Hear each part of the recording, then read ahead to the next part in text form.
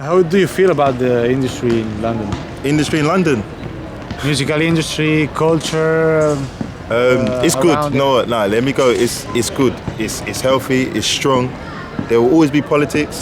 There will always be, opposing fractions. So do you feel there's faction or politics in between? Come on, man. Come on, you know this. Come on, man. Of course there is, but it's life, isn't it?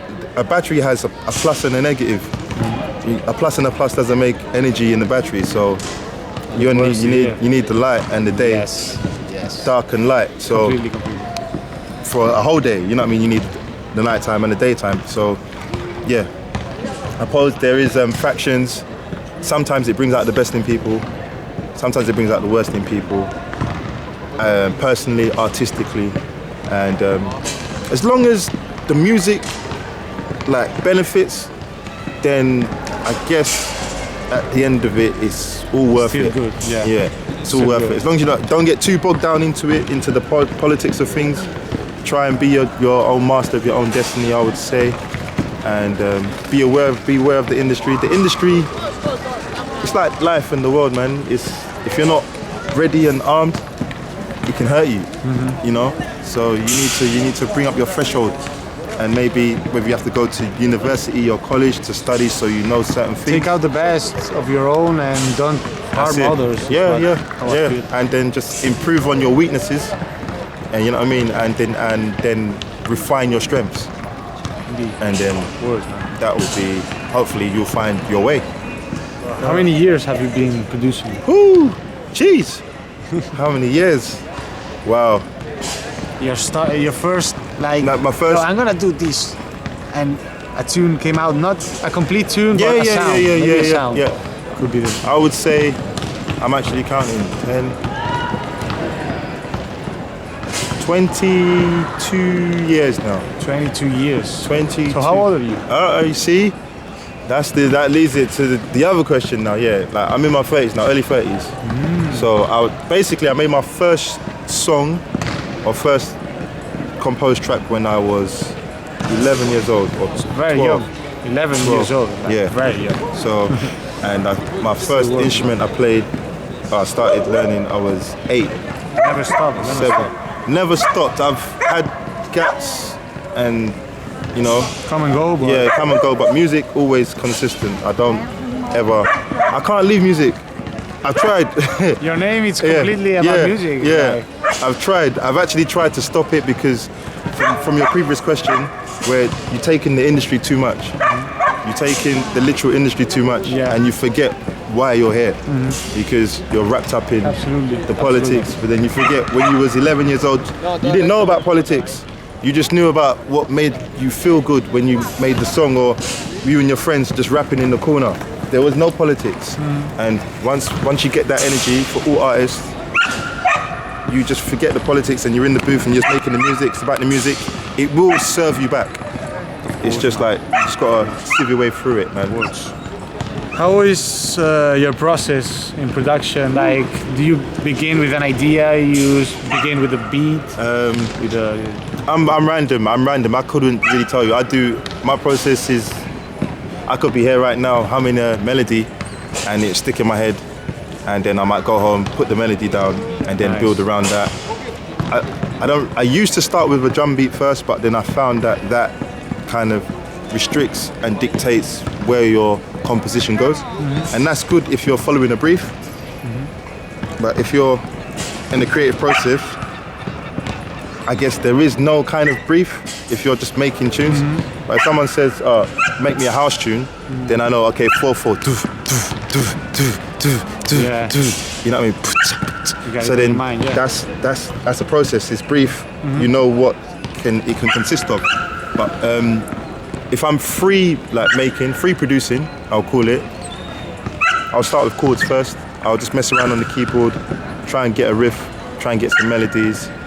Then once I've got my main riff, I might maybe build a bass around it and everything. The drum beat and percussion will come last for me sometimes. It comes last. But then I just make sure I've got the right elements, the mids, whether it's keys or something. Then the bottom end, the bass, and then maybe a lead, and then maybe some side melodies. So you kind of keep everything on its point, and you don't forget anything. Yeah, their region, they covered, everything covers their region. It's like, I don't know, I try to arrange as best as I can and then create space and then still leave the pocket for the MC's voice or the singer's voice. Yeah, interesting. So frequencies are not clashing. So I don't have, say, like a guitar, main guitar lead, and a singer. If they're around the same frequency range, you want the listener to be able to differentiate between it and things like that. But that's getting real technical now. But these are still important things to bear in mind when you're producing, because that the listener, you might have an unconscious kind of meter in your head. We all have something in our head that tells us if a song is good or not. Some people have one criteria, and others we have other, but you kind of feel that there's this general sensation that we understand what is good music and what is done with love or with some caution. The fundamentals. There's certain fundamental aspects which are in all genres or all music which we all unconsciously understand.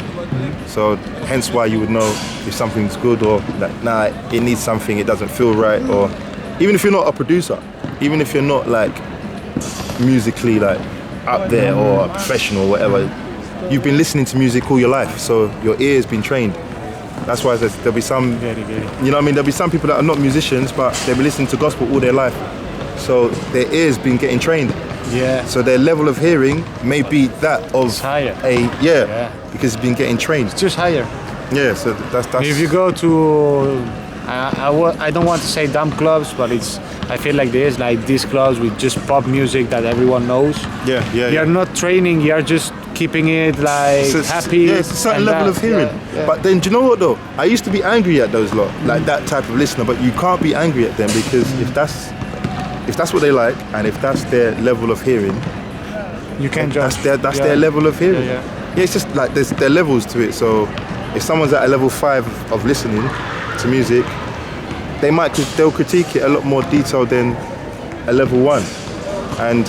But that level 1 person, they may not be trying to critique, is the hi-hats in or is the melody clashing? That person, they're in the moment. And that's the great thing. So they're just a real like meter, barometer to just see, okay, does it bang?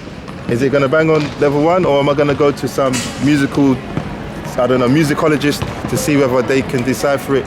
Like, it don't really work like that. So just feel it, right? Yeah, feeling just first. Feeling first. Your song "Ghetto Coyote" Yes. is your most known song. Trumpet. Right? I would say Coyote, definitely. Coyote is my most renowned instrumental. Trumpet boom, a strong second following. Them two mainly. I've got others which have featured, like I produced a big tune for William Generals, done things for Yizzy, obviously I've featured with Zoo, obviously Rosa, Logan, a lot of the new wave, Faults, these are all grime artists that I'm mentioning. I've got a little R&B thing with Miss Banks, just waiting for things to happen.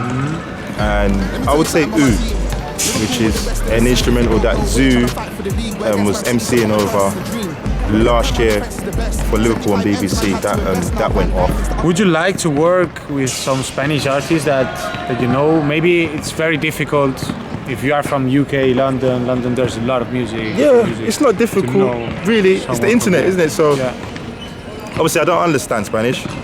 It's like El Poco Español, El Poco. So I'm just trying. I don't come all the time, but yes, I'm open for it. It's because music is music. You got people in Brazil doing grime. None of us.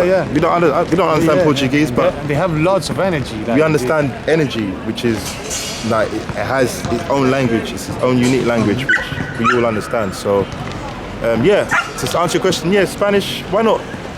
Why not? I mean, look how big South America is.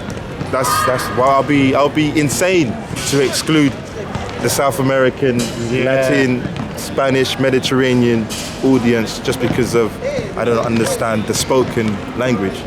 we don't know how it works, but if you do something that it's liked in South America, Spanish, it just pops. And maybe in here you're not the most famous artist, but in there you have gigs. It's numbers. Look how big it is. It's the numbers. Numbers. How many people? How many different countries all understand the same language or different dialects of? Because I know it changes a little bit in different.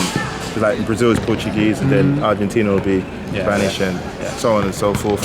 So a Spanish artist I'm not aware of, but like if I had a vocal to work with to start off, of singers, I like singers. I like the role of the Spanish like language it has. I like the vibe as well. So we'll see if someone has the courage. If they reach out, whoever's on here, if they feel like, want to send me an a cappella, want to send me a cappella who's singing, rapping, maybe. I'll give reggaeton a try, because I like reggae. Obviously, there's reggae there, but reggaeton's got a mixture of that reggae and the island vibe at the same time. Well, these canines are going at it. The dogs are messing. Yeah, but I'm definitely up for that. I'm up for that. It's music, so it's like we can't be restricted by where we are geographically, because music is universal. So I'll be an idiot to restrict myself.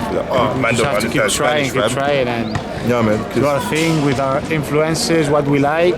Of course, traveling, broadening your horizons, your consciousness, your awareness, and it all aids in making the world a better damn place. And I think it's gonna be all. It was a pleasure, Treble. Muchas gracias. Muchas gracias. Thank you. See you tonight. Yes. Tonight we're gonna be shelling it down. Big up Logan. Big up Rosa. Hang tight, Misbah. Suit and tie. Out right now, business guy, Treble Clef X Rosa. Go and get Logan as well, like me, Treble Clef X Logan. Just look for me, Coyote Guy. That's KYOTEGUY. That's on Twitter, Snapchat, Instagram, any socials, Facebook if you still use it, and maybe TikTok. Who knows, man. But Aquí reportando desde el barrio con el maestro. Saluda a Andreucci, Armand Andreucci, ha sido un placer estar con vosotros, acompañando a Juanico. Chavales, ya sabéis que mi inglés es un poco tofan, pero bueno, lo hemos intentado en esta entrevista. Muchas gracias, yo creo que ha salido un buen proyecto. Vente, ¿tienes algo que decir? Nos vemos muy pronto, Tengo que decir, chavales, que las preguntas me ha ayudado Misbah. Y eso, Andreucci ha sido el entrevistador hoy.